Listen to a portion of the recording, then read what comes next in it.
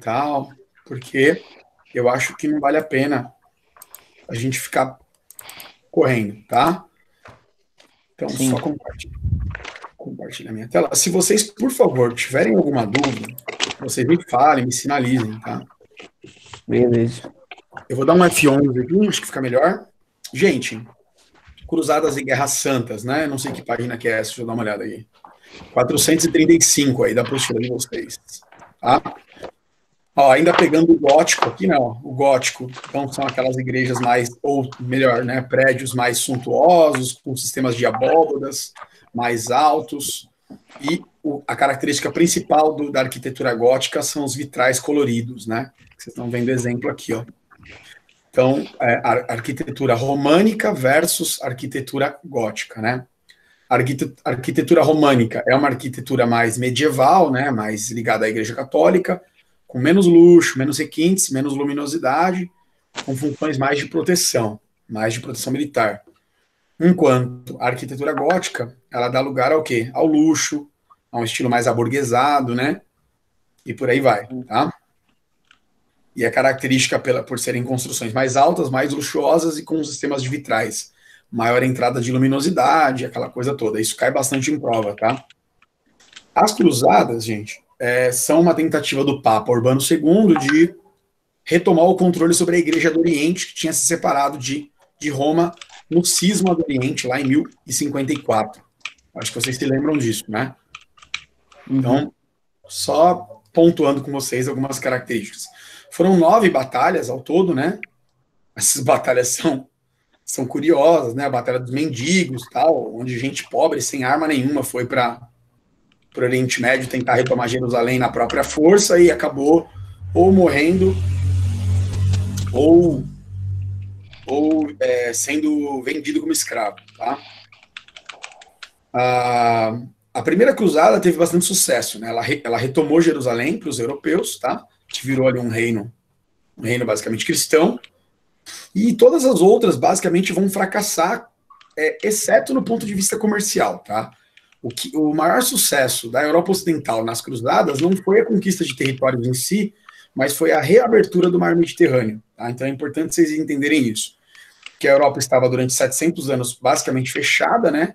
Ruralizada, com uma economia autossuficiente, sem acesso ao mar Mediterrâneo e ao comércio no mar Mediterrâneo, e agora com as cruzadas, essas rotas comerciais, elas são reativadas.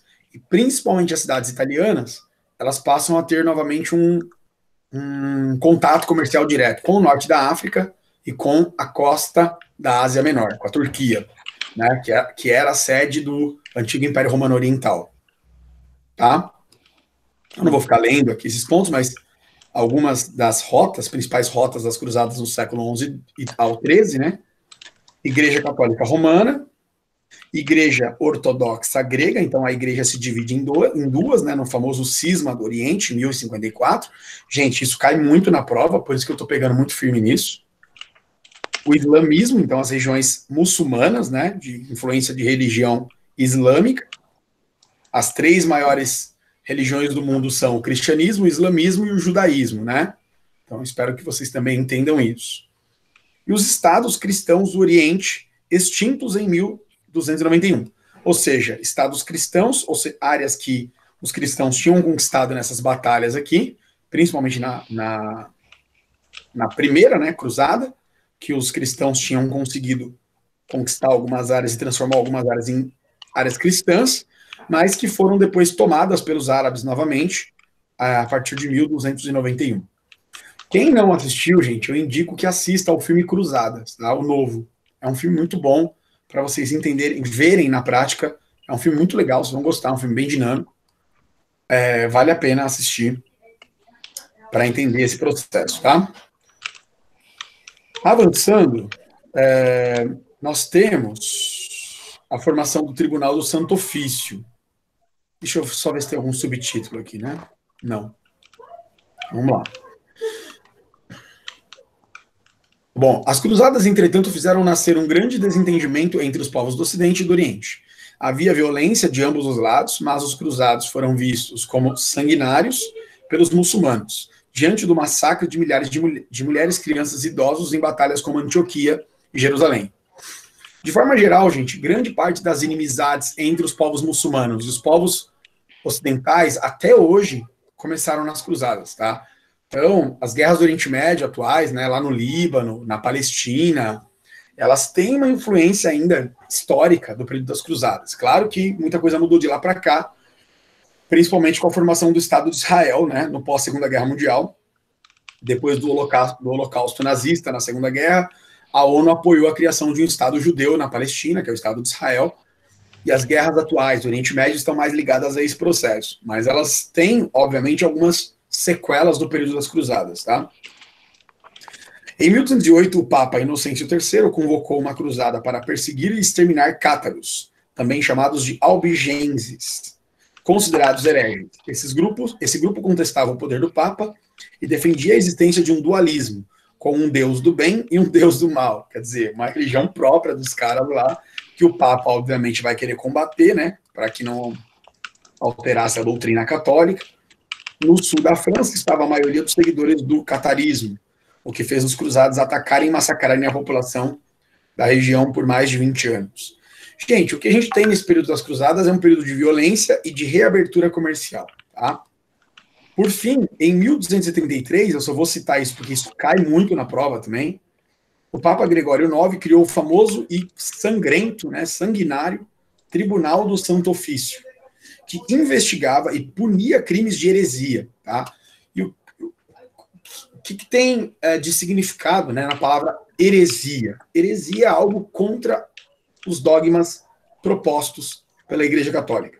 Então, tudo que fosse contra o que a Igreja mandava, contra o que a Igreja Católica estabelecia, era chamado de paganismo ou heresia. A palavra pagão, ela significa uma pessoa rude que não possui a cultura romana e nem a fé católica. Então, pagão é aquele cara que, pô, tá ligado lá às religiões nórdicas, né? Uma religião mais ligada ao politeísmo, né? O cara cultua vários santos, vários deuses, o cara faz uns trabalhos lá de oferenda, né? De sacrifício e tal, algum tipo de simpatia, espiritismo, tá? Então, esses seriam os pagãos daquela época. E herege é o cara que realmente pratica coisas que são contrárias à doutrina católica. E contra isso, a igreja criou o tribunal que julgava, tá?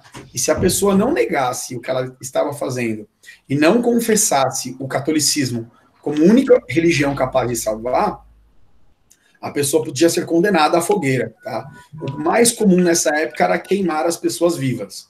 Mas também tinha afogamento, tinha enforcamento, tinha desmembramento. Cara, a igreja ela não colocava a mão em ninguém, ela mandava matar. Então ela julgava o crime de heresia, e aí a pessoa ia e era executada por forças militares. É muito louco isso, né? Para dizer que a igreja não tinha suas mãos manchadas de sangue, a igreja não executava as mortes, mas ela mandava os militares, né, executarem. Então, isso é estranho. Primeiro, a peste bubônica, ela foi, então, uma doença trazida do Império Mogol, né, da Rota da Seda, da China, da Índia, para os europeus através das embarcações italianas pelo mar Mediterrâneo.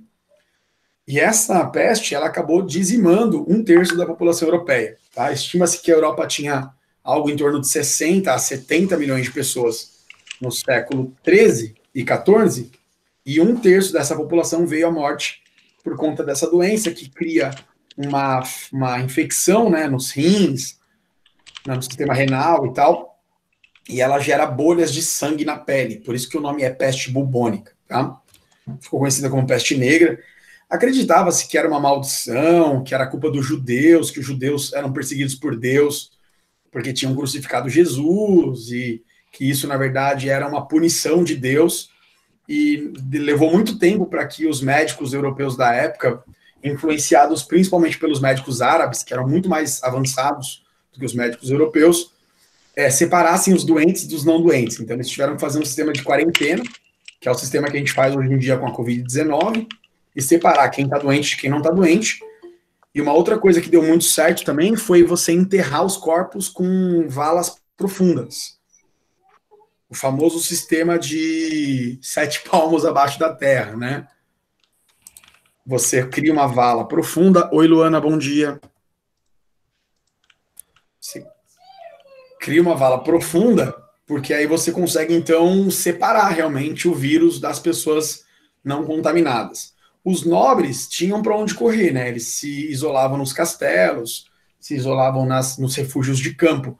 Agora, principalmente os burgueses e os pobres, eles não tinham muito o que fazer. Acabavam ficando expostos ao vírus e, por falta de vacinas e cuidados com essa doença, aproximadamente algo em torno de 30 milhões de europeus vieram a morrer em 100 anos por conta dessa doença.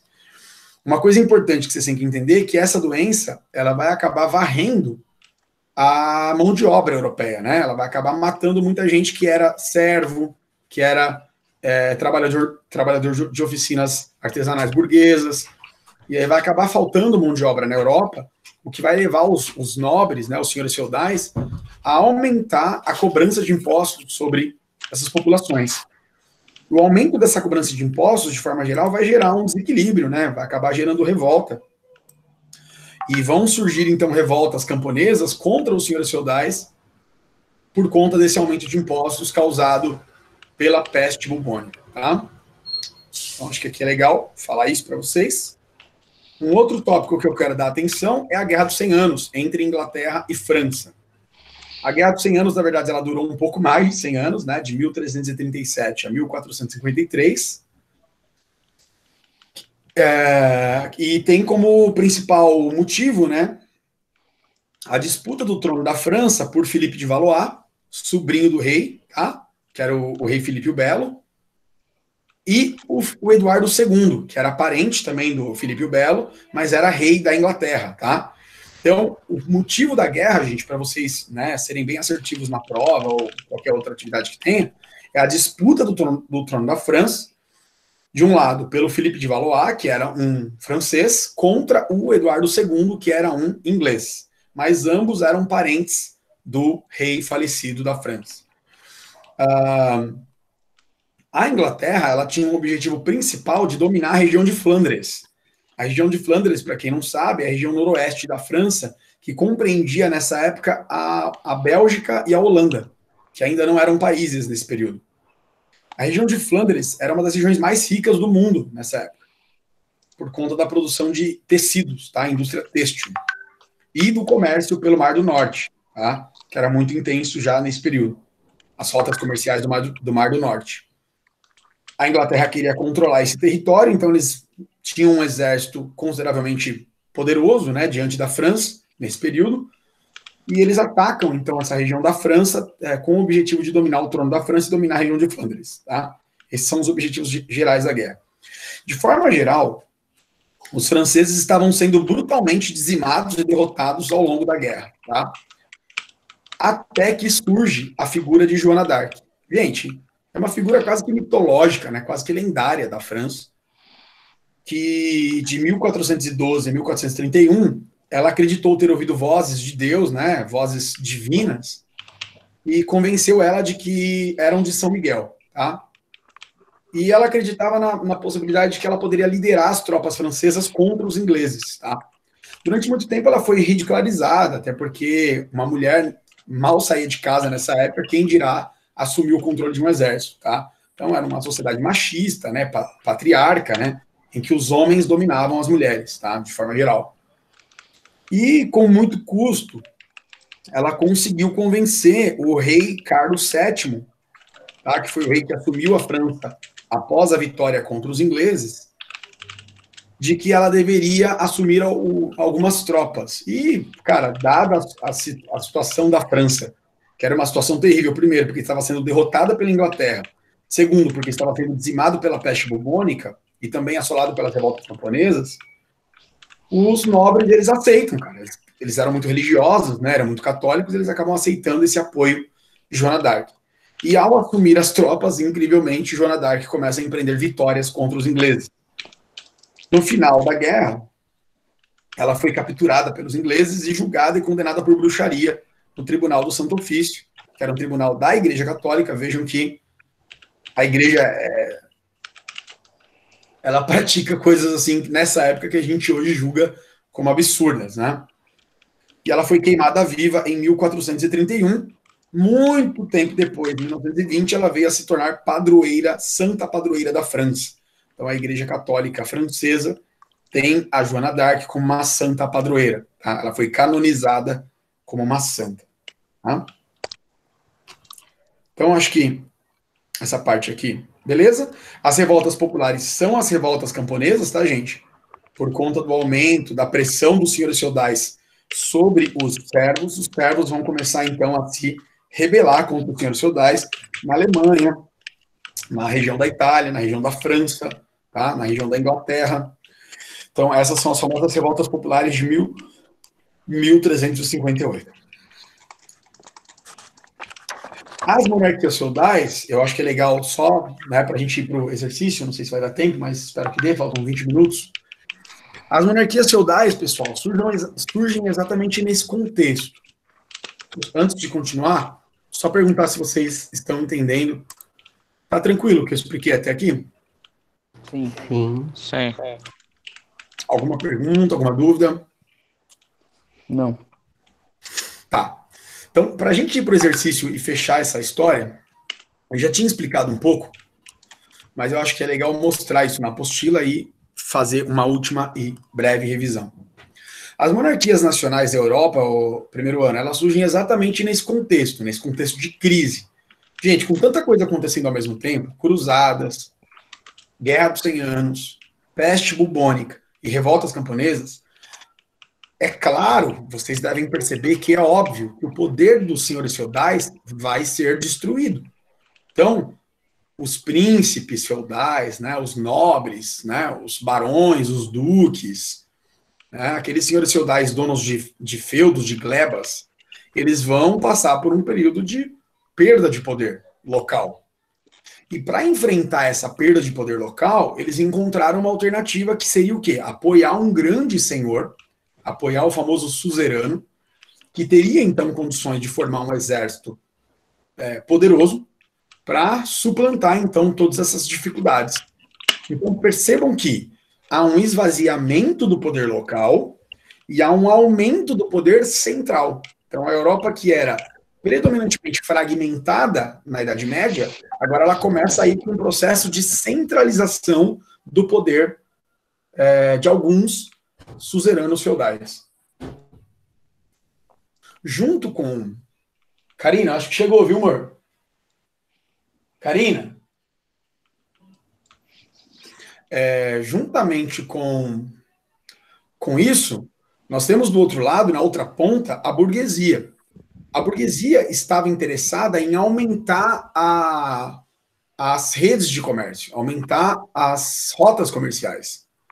E, para isso, ela precisava eliminar as taxas alfandegárias que eram cobradas de feudo para feudo. Então, para transitar de uma cidade para outra, você tinha que pagar um imposto, né, uma taxa. E com a centralização dos territórios europeus, essas taxas seriam, obviamente, eliminadas ou, pelo menos, reduzidas. Então, de outro lado, na ponta, a burguesia se interessa em aproximar do rei, para que o rei, então, centralizasse o território, e com a centralização do território haveria uma redução de impostos e uma significativa ampliação da rede comercial. É daí que surgem as monarquias feudais europeias. O apoio que os senhores feudais vão dar para os reis e o apoio que os burgueses vão dar para os reis em busca de proteção e aumento e melhoria das rotas comerciais. Conseguiram entender esse processo, o primeiro ano? Sim. Beleza, então. Gente, beleza, eu tô falando tudo isso para não ficar lendo, né, todo o texto. Desculpa. Todo o texto aqui com vocês. Gente, isso aqui cai pouco na prova, tá, gente? Mas é o período em que a Igreja Católica Ocidental, ela teve 2 papas, tá? Porque houve um conflito da Igreja com os reis, e aí a França cria um outro papa, estabelece um outro papa e cria um papado francês, enquanto fica lá um papa em Roma, tá? Então esse papado fora de Roma, o famoso cativeiro de Avignon, que foi de 1309 a 1377, quase 100 anos aí, né, de de dois papas na Igreja Católica, foi um conflito de interesses entre os monarcas e o Papa, tá? Então, no início do século XIV, Roma estava dominada por conflitos entre famílias nobres e não oferecia segurança ao Papa e sua corte. Ou seja, o Papa começou a ser ameaçado pela nobreza italiana, tá? Por isso, em 1305, Clemente V foi eleito Papa em Perugia, na Itália. Em 1309, foi para Avignon, no sul da França. Essa época é chamada de cativeiro de Avignon, aludindo ao bíblico cativeiro da Babilônia. Nesse período, a imagem da igreja deteriorou-se bastante e o Papa passou de pai universal para uma espécie de capelão do rei da França. Gente, literalmente o que vocês estão vendo aqui é uma perda total de influência da Igreja Católica na Europa. Não em todos os países, não ao mesmo tempo, mas de uma certa forma a gente está vendo que a Igreja Católica começa a perder um pouco do seu status de senhora da Europa, né? E ela começa a sofrer crises, porque quando surgem as monarquias, os reis passam a acumular um poder que antes era da igreja, tá? Então é isso que eu quero que vocês entendam. Aquele poder que durante quase 1000 anos fora somente do Papa e da Igreja Católica, agora passa a ser dividido com os reis dos países europeus que estão surgindo nesse período, tá? Foram 7 os papas franceses do período, assim como a maioria dos cardeais. Para manter a corte papal, impostos e taxas tiveram que ser consideravelmente aumentados e vendiam-se a preços altos nomeações, graças, indulgências e dispensas. Esse processo aqui, primeiro ano, é o principal processo que vai gerar a reforma protestante de Martinho Lutero e João Calvino, que criticaram esses crimes, vamos dizer assim, né, praticados pela Igreja Católica e criaram a famosa Igreja Protestante, que hoje nós chamamos de Igreja Evangélica. Tá? A reforma protestante de Lutero, ela se baseia principalmente nessas características aqui, ó. Ele vai acusar a Igreja Católica de corrupção, venda de cargos, que é chamado de simonia, venda de perdão de pecados, venda de ídolos da igreja. Então ele vai dizer que a Igreja Católica é uma igreja corrupta, né, bandida, e vai criar uma igreja chamada Igreja Protestante, tá? Que hoje é a Assembleia de Deus, Presbiteriana, várias, metodista, né, Batista, várias igrejas evangélicas que são denominadas como protestantes, tá? Aqui o famoso grande cisma do Ocidente, ou seja, dentro da própria Europa Ocidental, a Igreja Católica se rompeu, se separou. Contra Urbano VI, o Papa legítimo, foi eleito Clemente VII, como antipapa residente em Avignon. Foi esse período que nós chamamos de período de 2 papas aí da igreja, tá? Somente com o Concílio de Constança conseguiu acabar com o cisma, com relação unânime de Martinho V, após a renúncia de Gregório XII. Assim, o concílio reafirmou definitivamente o papado de Roma. Então, o Papa de Roma passa a ser novamente o Papa oficial da Europa. Tá? E aí começam as atividades. Na página... não sei que página que é essa. Deixa eu só puxar para cá um pouquinho.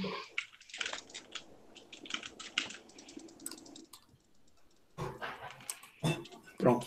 442, né? Então, só alinhar aqui bonitinho. Ok. Galera, de forma geral, então, só peço que vocês deixem corrigido, então, essa página. Porque a segunda fase da Idade Média está associada... Isso aqui a gente já tinha feito, né, ô Bernardo? Já. Os exercícios que a gente tinha que fazer era da 459. Tá, bora para lá, então. 58, na verdade. Começa no 58. Ok.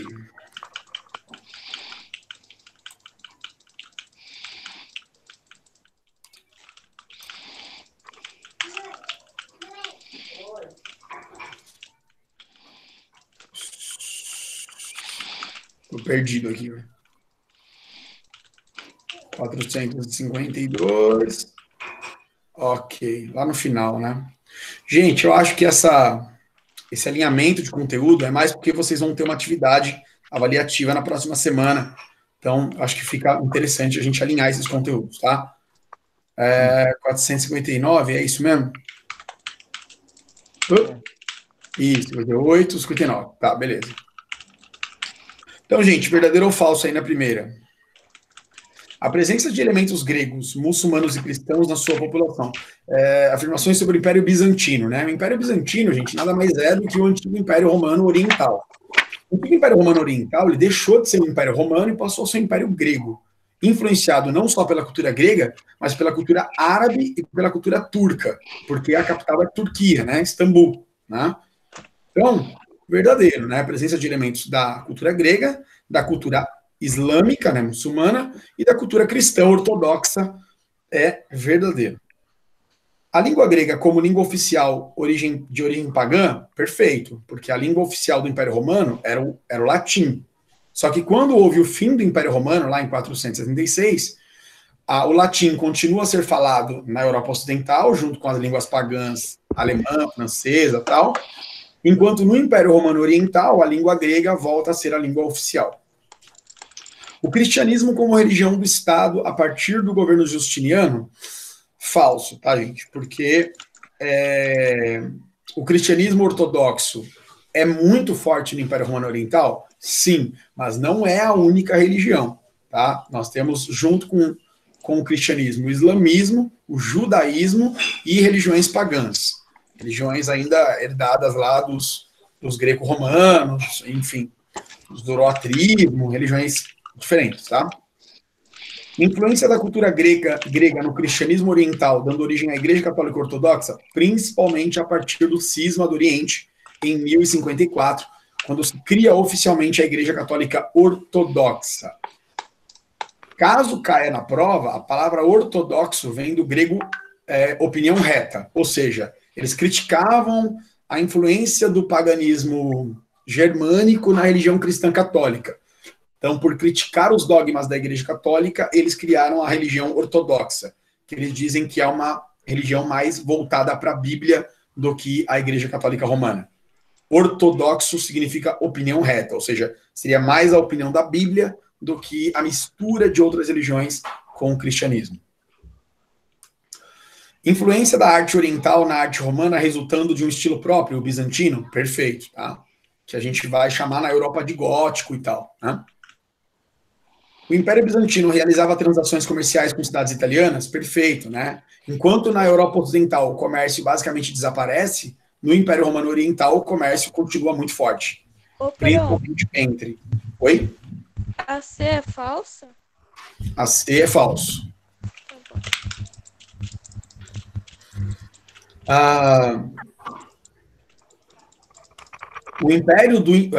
O comércio do Império Romano Oriental ou Império Romano Bizantino, gente, continuou muito, muito forte, tá? Ao contrário da Europa Ocidental, onde basicamente houve um processo de ruralização e a agricultura passou a ser o principal sistema econômico, né?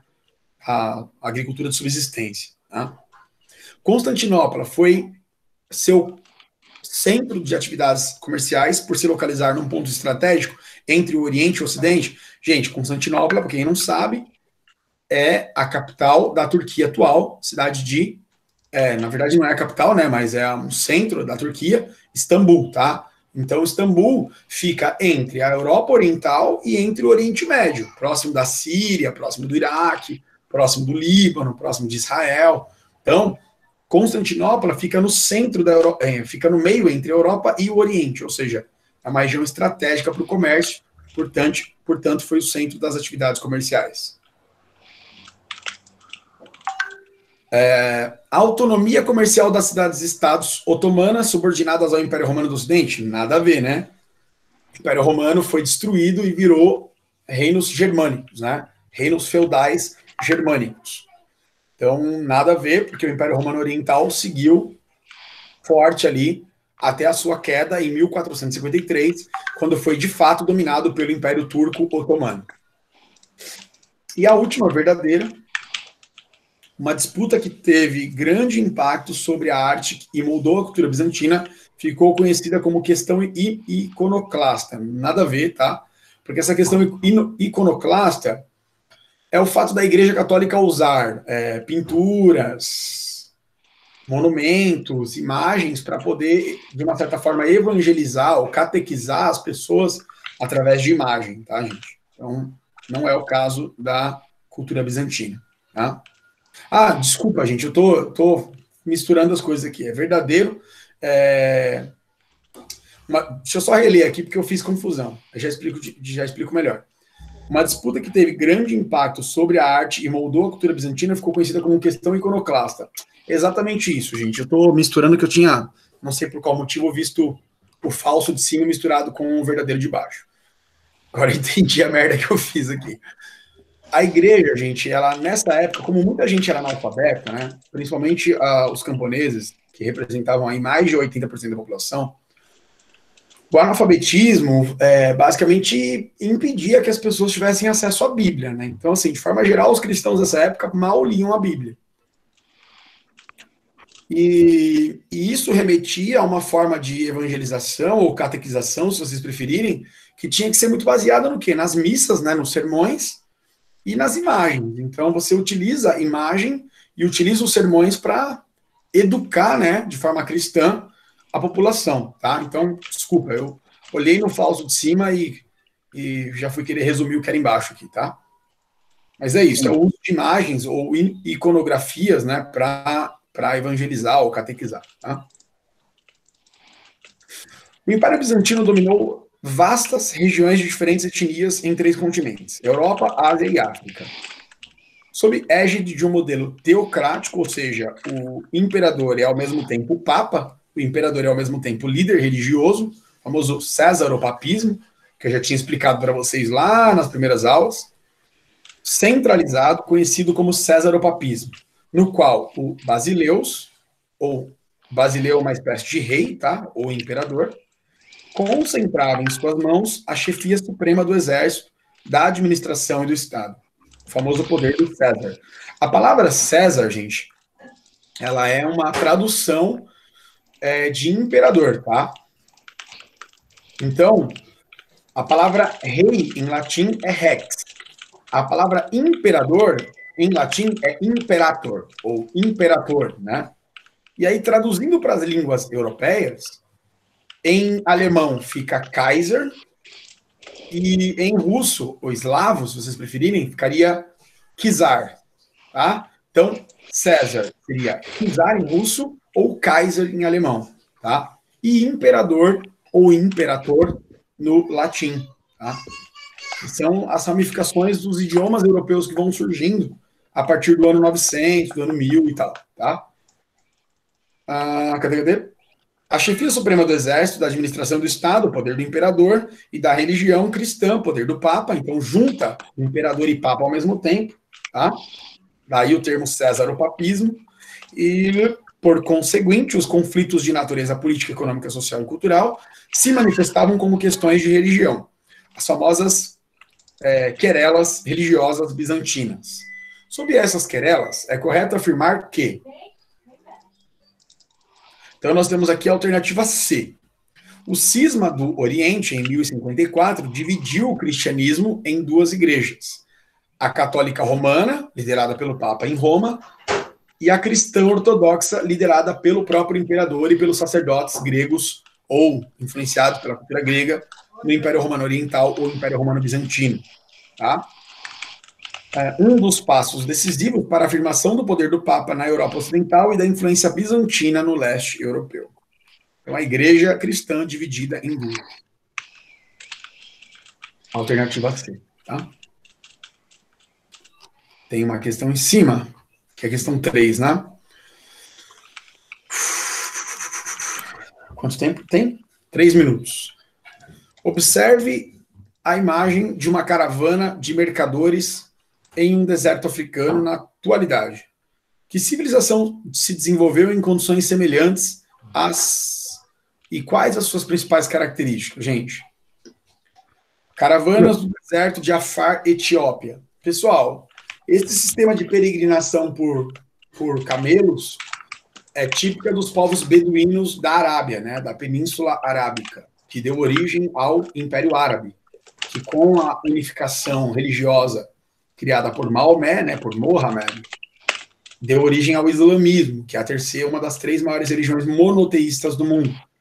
Então, vocês devem se lembrar da aula que eu expliquei, lá das primeiras aulas, que por volta de 570, o Maomé começou a pregar uma religião monoteísta, né, em Alá.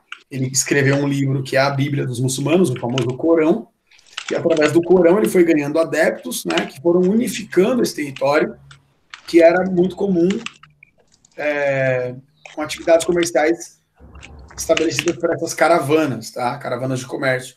Os árabes, quando eles se unificaram em 622, eles se espalharam por toda a Península Arábica e se espalharam pela África, tá? Principalmente no norte da África, chegando ao sul da Europa, principalmente no sul de Portugal e no sul da Espanha, no sul da Península Ibérica. Então, aqui vocês colocam que quais são as principais...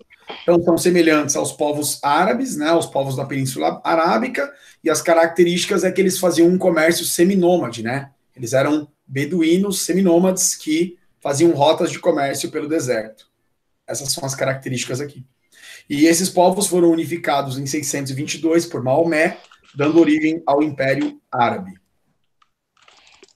Essa é a resposta da ADA 3. Para terminar, gente, por que é importante conhecer a história dos reinos e impérios africanos de qualquer período? Essa resposta é pessoal, obviamente, mas, claro, é importante entender a história dos reinos e impérios africanos para entender que os reinos e impérios africanos eram desenvolvidos, eram ricos, eram independentes, autônomos, e que com a presença europeia a partir do século XV e XVI, a África passa por um distúrbio, né, por um período de destruição da sua cultura, das suas características políticas, econômicas e culturais. A escravidão e a dominação econômica da Europa sobre a África é quem produziu essa pobreza, essas guerras, essas doenças que o continente africano tem hoje.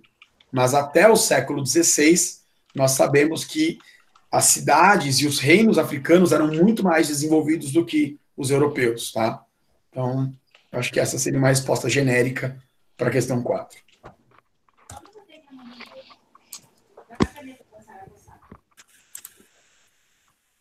Beleza, senhores?